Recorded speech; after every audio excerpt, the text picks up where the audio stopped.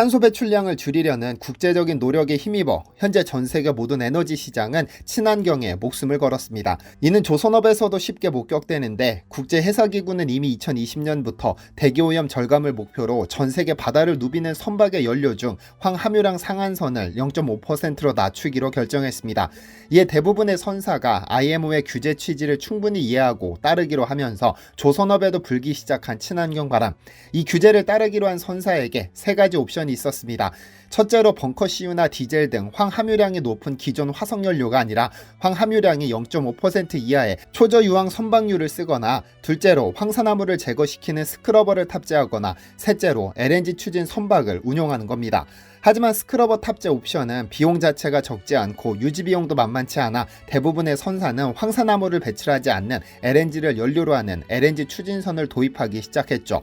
그래서 현재 전 세계에서 가장 중요한 선박은 LNG선이고, 다행히 이 분야는 한국 조선업 빅3가 전 세계를 거의 독식하다시피 장악하고 있습니다. 그런데 LNG 추진선 시장도 조만간 먹구름이 낄 것으로 보입니다. 이에 한국 조선업계는 새로운 먹거리 시장을 창출하기로 했는데, 이 분야에서도 한국이 압도적으로 선두에 섰습니다. 안녕하세요, 디스메털입니다. 마냥 맑을 줄만 알았던 LNG 추진선 시장에 먹구름이 낀 이유는 다름 아닌 공급 과잉 때문입니다. 독일의 비영리 싱크탱크 클라이밋 어널리틱스는 지난 5월 좌초될 미래 전세계 에너지 전환 시나리오에 기반한 석유 및 LNG 운반선 시장 전망이라는 보고서를 냈는데, 여기에는 충격적인 내용이 담겼습니다. 영국 조선해운 분석기관 클락슨의 자료와 국제에너지기구의 미래 에너지 전망 시나리오를 토대로 작성된 보고서는 2050년께 전 세계가 탄소 중립에 이르게 될 경우 LNG선 공급은 수요에 견져보면 2030년 65%, 2040년 315% 초과하게 된다고 강조했습니다. 즉 현재 LNG 추진선과 LNG 운반선 분야의 압도적인 선두인 한국이 LNG선 공급 과잉의 가장 큰 피해자가 될 것이란 분석입니다. 이 보고서와 관련해서는 차후에 자세히 다루기로 하겠습니다. 그런데 이런 위기를 감지한 것인지 한국 조선업계는 이미 새로운 시장 창출에 나섰습니다. 메탄올 추진선 분야인데요. 약 한 달 전 삼성중공업은 아시아 지역 선주사로부터 컨테이너선 16척을 수주했음을 공시했습니다.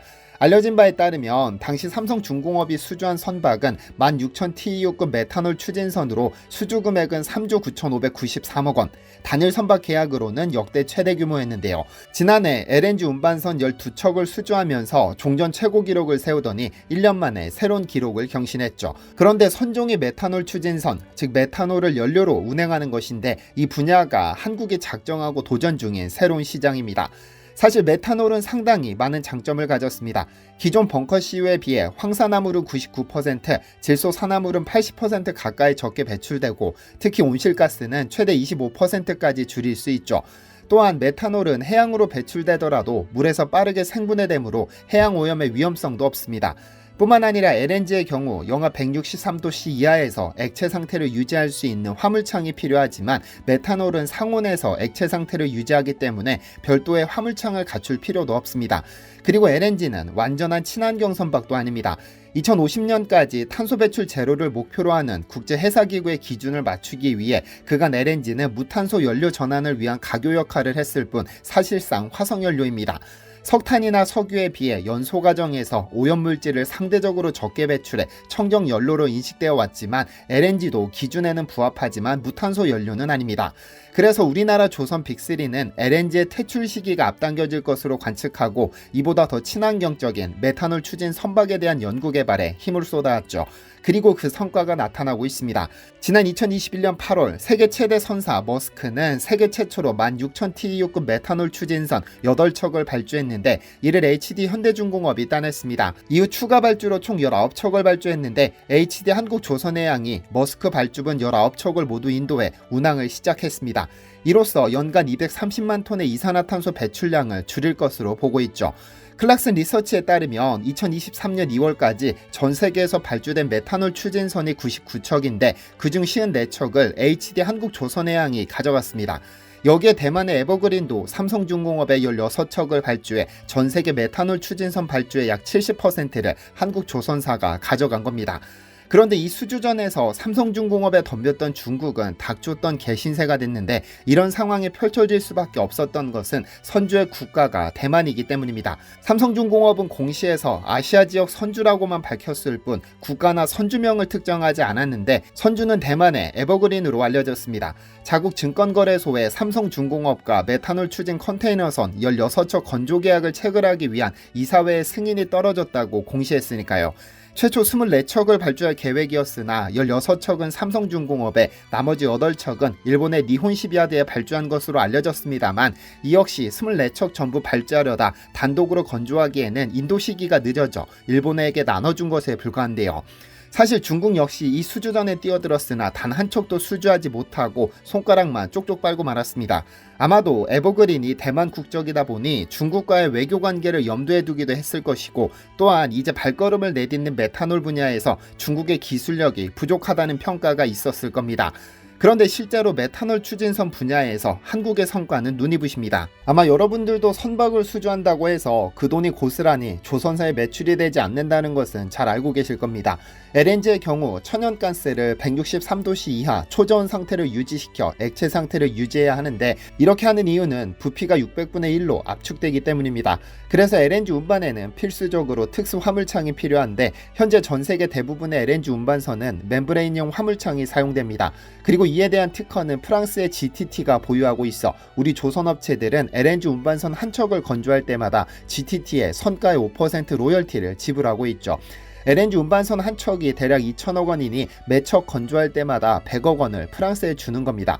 그렇다면 엔진은 어떨까요? 엔진도 마찬가지입니다. 만약 조선사가 메탄올을 연료로 하는 선박 엔진을 만드는 기술이 없다면 이 기술을 가진 기업에게 엔진 비용을 지불해야 하는데, 이 선박 엔진 분야에서도 한국이 독보적입니다. 왜냐면 대형 컨테이너선 추진용 메탄올 엔진을 생산할 수 있는 기업은 현재까지 전 세계에서 딱 하나 존재하는데, 바로 HD 현대중공업 엔진기계 사업부입니다.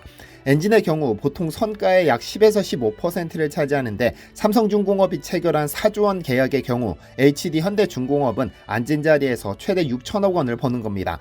여기에 하나 임팩트가 거의 인수 완료한 HSD 엔진도 이 분야에 뛰어들었는데 조만간 양산을 시작할 것으로 보입니다.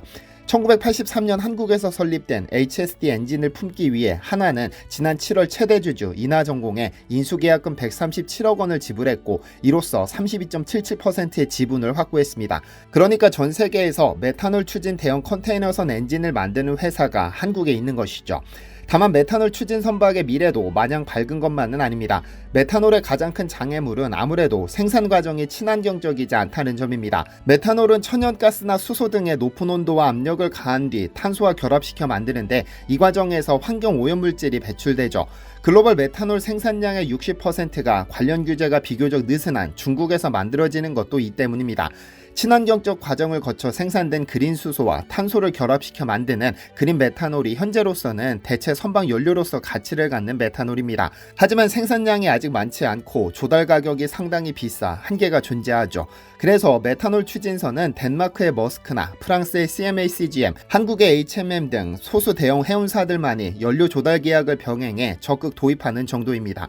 선주사들의 입장에서는 메탄올뿐만 아니라 모든 대체 연료가 조달 측면에서의 부담 요인을 내재하는 것. 조선업계 관계자는 하나의 대체 연료가 생산 관점에서 기존 화석 연료를 완전히 대체하는 것은 불가능이라며, 메탄올을 포함해 암모니아와 수소 등 다양한 대체 연료가 모두 선박 연료로 활용되는 방향으로 나아갈 가능성이 높다고 강조합니다. 그러므로 LNG 추진선 분야에서 그랬던 것처럼 앞선 기술력으로 메탄올 추진선 분야를 점령한 후 무탄소 연료인 암모니아와 수소 연료 시대를 대비한 연구개발에 매진해야 할 것입니다.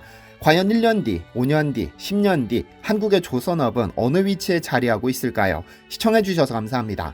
디시멘터리에서는 여러분의 제보를 기다립니다. 제 채널에서 다뤘으면 좋겠는 뉴스 또는 널리 알려졌으면 하는 영상은 디시멘터리 네이버.com으로 보내주시면 소중히 제작하겠습니다. 시청해주셔서 감사합니다.